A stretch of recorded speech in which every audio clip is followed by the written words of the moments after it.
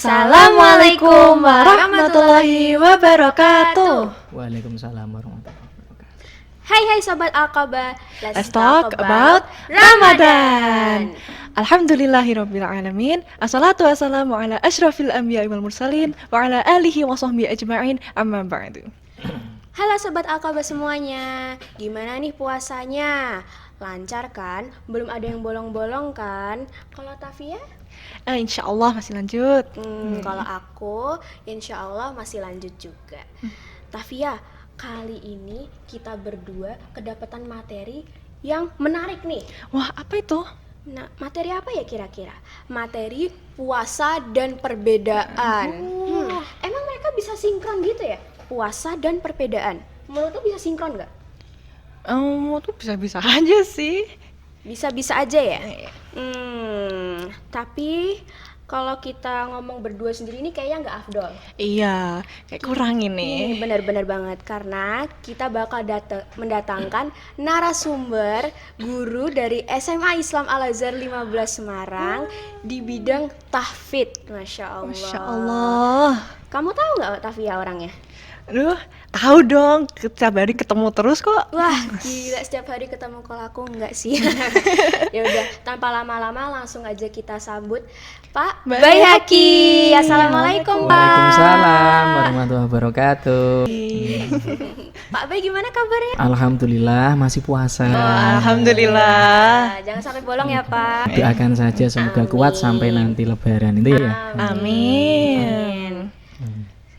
Terus Izin bertanya nih Pak, setiap bulan Ramadan datang kita sering nih menemui berbagai perbedaan, mulai dari penentuan awal Ramadan, perbedaan rakaat sholat tarawih, dan berbagai perbedaan lainnya. Menurut Pak Bay, gimana sih sikap bijak bagi seorang muslim dalam menghadapi perbedaan tersebut?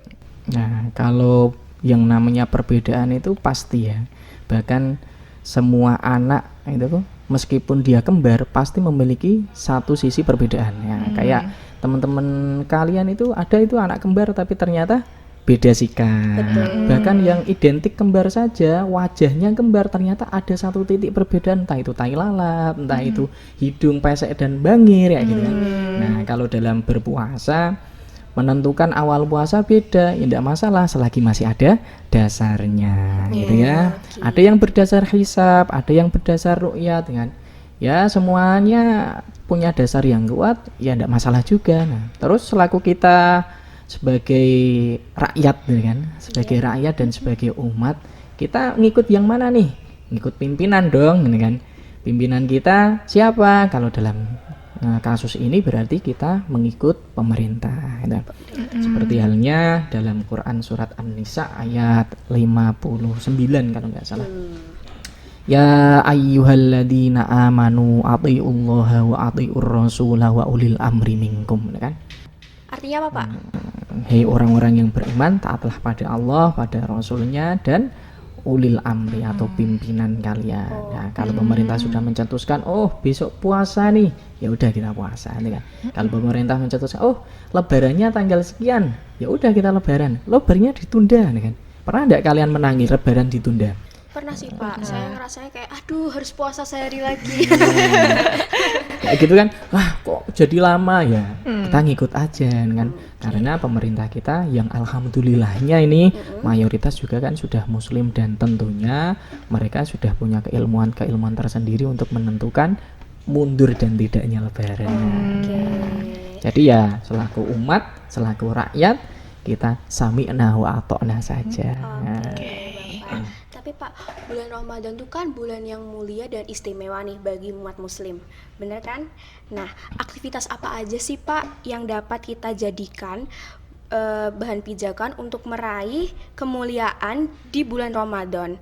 Biar kayak lebih bermanfaat gitu, bulan Ramadan harus diisi dengan apa aja sih? Gitu. Oh gitu. Gini Mbak, Ramadan itu kalau kita kait-kaitkan pasti tidak jauh dengan kaitannya Al-Quran gitu ya. Ada salah satu wacana, ini masyhur dan memang benar kan. Ramadan itu adalah malam di mana diturunkannya Al-Quran gitu kan. Nah, Ramadan. Jadi sesuatu hal yang berkaitan dengan Al-Quran itu pasti dimuliakan oleh Allah. Masya Allah. Dan kalau kita ikut memuliakan apa yang dimuliakan Allah, itu insya Allah kita juga mendapatkan khasiat atau berkah dari kemuliaan tersebut. Ya. Contoh saja Nabi yang paling mulia, Nabi Muhammad. Kenapa? Mukjizatnya Al-Quran dimuliakan sama Allah berupa dikasih Al-Quran gitu ya. Terus lagi bulan yang mana turunnya Al-Quran itu adalah bulan Ramadan, maka Ramadan menjadi bulan yang paling mulia di antara bulan-bulan yang lain. Bahkan kemuliaan tersebut tidak hanya dari awal bulan Ramadan, ada yang paling istimewa, yaitu malam Lailatul Qadar, yang mana Lailatul Qadri khairum min al-fishr. Satu malam saja kamu beribadah di malam Lailatul Qadar bulan Ramadan, itu kalian bisa seolah-olah beribadah selama 1000 bulan gitu kan. Masya Allah, Kan lama enak banget banget ya. gitu kan. Ibarat kata itu adalah keistimewaan yang tidak pernah dimiliki oleh umat-umat sebelumnya. Nah, sebenarnya kita meskipun umat Nabi Muhammad itu umurnya pendek, gitu kan, kita bisa memperbanyak ibadah nih. Di mana? Bulan Ramadan lah saatnya. Nah, betul nggak? Betul. Apalagi ketemu dengan Lailatul Qadar. Terus ibadah apa yang paling baik? Kita lihat nih dalam Qur'annya, syahrul Ramadan alladzi unzila fihil Qur'an. Ayatnya sudah jelas.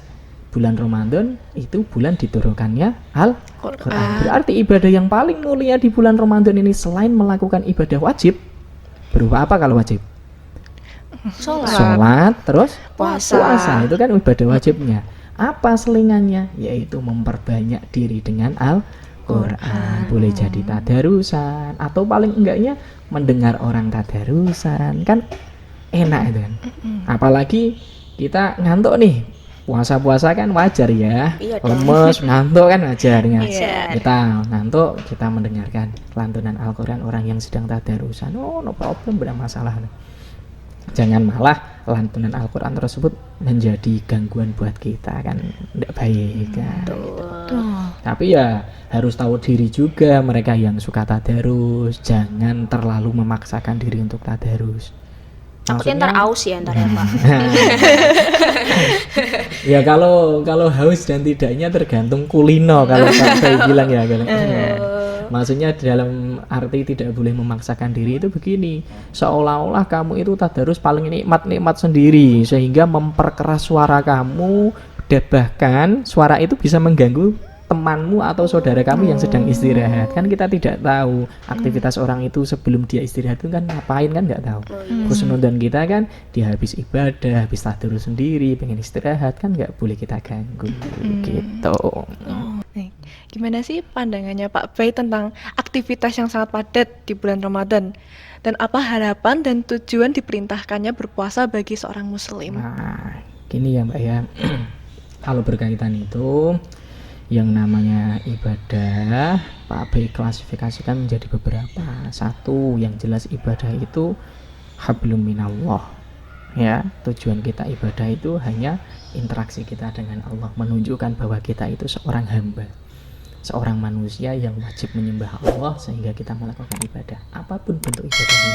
Kalau bahasa Pak B di kelas biasanya membicarakan pada teman-teman gitu, ibadah yang hablum minallah itu adalah ibadah yang sifatnya ritual kan, yang akal naluri manusia itu tidak bisa berpikir ke arah itu, apa sih tujuannya dengan itu murni gitu.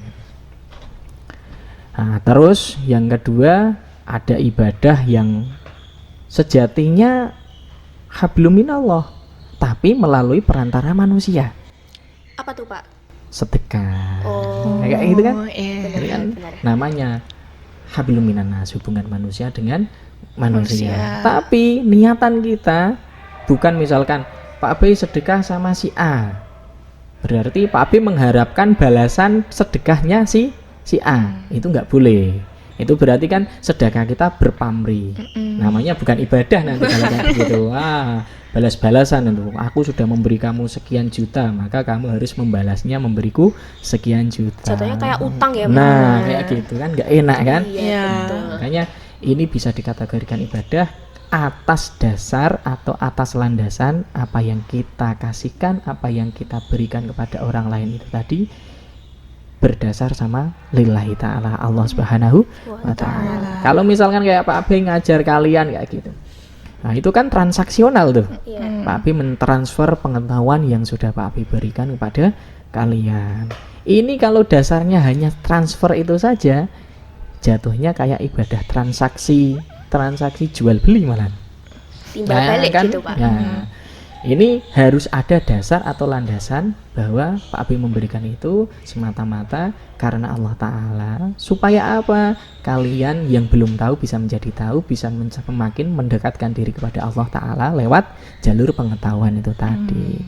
Kayak orang jual beli itu kan, jual beli itu juga bisa menjadi ibadah atas dasar Allah Ta'ala. Aku menjual brambang kepada ibu-ibu yang ada di perumahan A, katakanlah demikian. Oke.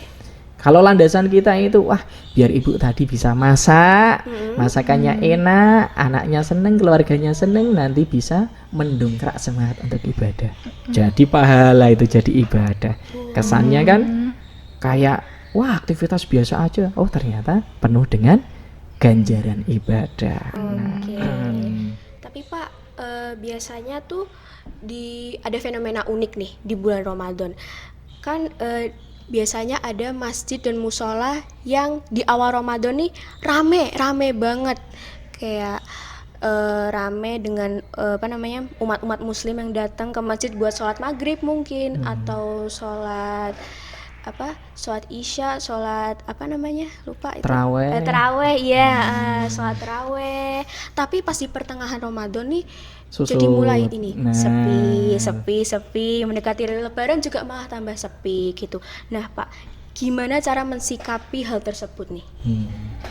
Kalau itu nanti relatif ya, maksudnya Pak Abi relatif gimana ya, tergantung pribadi kita masing-masing. Misalkan Pak Abi udah keluar nih, wah ini istimewa gini, ternyata halah, ada yang menganggap halah itu berarti dia menganggap itu adalah hal biasa, meskipun bagi sebagian orang itu adalah istimewa. Pak Abi jabarkannya begini, ibadah yang harus kita lakukan adalah ibadah wajib. Selain wajib, sifatnya sunnah. Kategori sunnah berarti boleh dilakukan, boleh juga tidak. Karena ketika meninggalkan tidak mendapatkan dosa. Itu kan tidak mendapatkan hukuman dari Allah. Tapi itu kan kita sering lalainya begini. Perkara sunnah itu sebenarnya kalau kita lakukan itu adalah bonus buat kita. Bonus ya.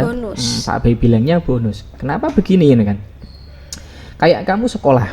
Iya. Kamu sekolah wajibnya apa? Belajar. Berangkat, belajar, udah ikuti peraturan. Gitu kan? Misalkan sekolah nggak pernah telat. Gitu kan? Terus berangkatnya pagi. Sama guru taatnya itu memang benar-benar taklim gitu ya. Kadang bonusnya dari Allah Ta'ala ini langsung ini, bonusnya kalian menjadi mudah paham dengan mata pelajaran, terutama dengan guru yang kalian taati. Ini kan, misalkan pelajaran apa nih, geografi, ya udah taat dengan guru geografi, ternyata nanti memudahkan, menjadi salah satu fadilahnya memudahkan kalian paham mata pelajaran geografi. Guru kimia misalkan, kalian taat dengan guru kimia, kalian mudah mendapatkan paham dengan materi kimia. Bonusnya lagi nih, selain mudah paham, bonusnya lagi bisa-bisa nanti kalian ditunjuk nih untuk lomba mapel itu kan. Ternyata lomba mapel ternyata juara. Masya Allah. Gara-gara juara dapat cuan ini. Kalau yang orientasinya cuan kan dapat ini cuan. Asik banget tuh kan. Selain itu ada juga ini, dia tidak pernah lomba sama sekali mata pelajaran. Ternyata dia rajin nih sekolah, taat nih sama guru, taklim nih dengan guru, sentiko dawuh lah istilahnya kalau dalam istilah santri itu.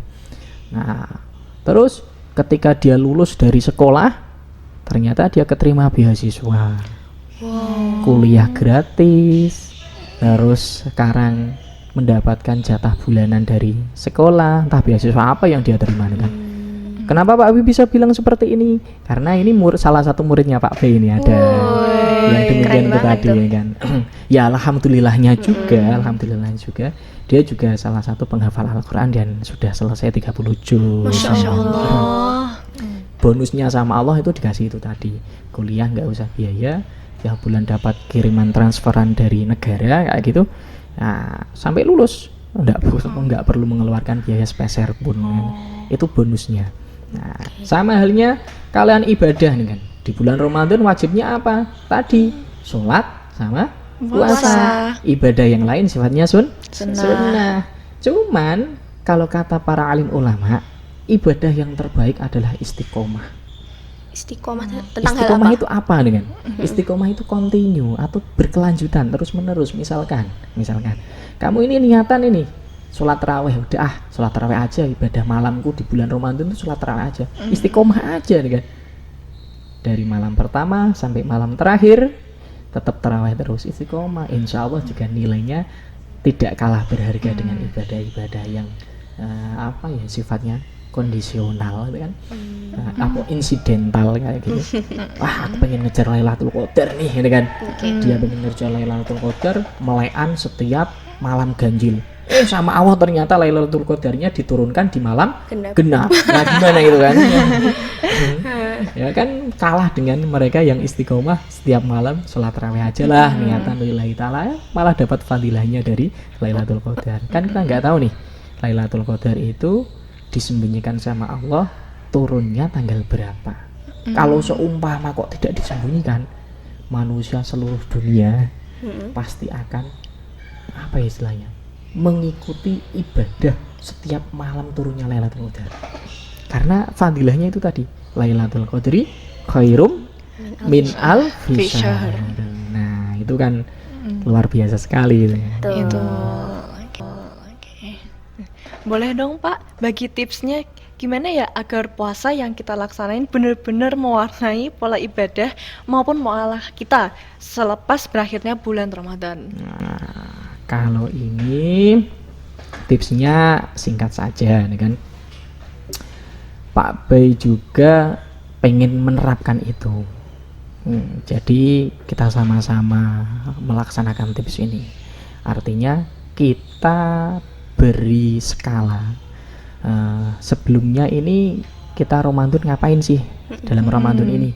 Ramadan ini itu yang tahun lalu ya. Ramadan yang tahun lalu kita sudah sampai hafal satu surat misalkan. Dalam satu bulan kita hafal satu surat, juz 30. Ternyata di lain itu kita juga sudah khatam satu kali khataman. Oke, berarti di bulan Ramadan yang akan datang atau bulan Ramadan sekarang kita nggak boleh kalah dengan capaian yang sudah kita capai kemarin. Ibarat kata manusia terbaik itu adalah manusia yang mau lebih baik daripada dirinya kemarin. Itulah yang dikategorikan sebagai manusia pemenang ya, kayak gitu. Ya, lebih baik dari hal apa kita bisa tafsirkan dengan hal-hal yang bermacam.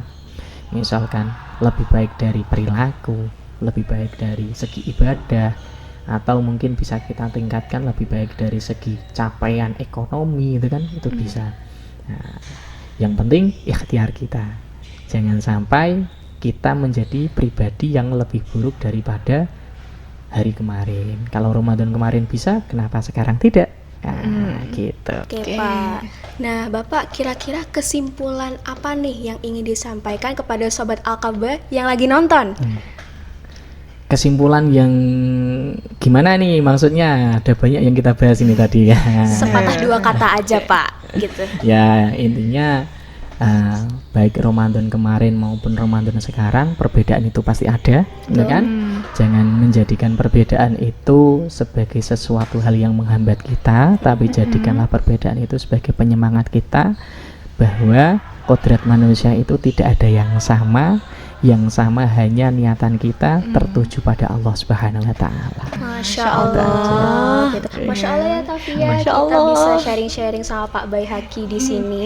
Semoga kita semua diberikan kekuatan, kesehatan, dan keinginan yang kuat buat Amin. menjalani aktivitas di bulan Ramadan kali ini. Amin. Kayaknya Sobat Aqabah udah pada ini ya, udah bosan nontonin kita. Kayaknya kita harus pamit undur diri deh, Taf, Iya. ya. Terima kasih Pak Bay Iya. udah ini menemani kita di podcast kali Sama-sama. ini. Gitu kan. Langsung aja kita. Bye-bye Sobat Aqabah. Wassalamualaikum warahmatullahi wabarakatuh.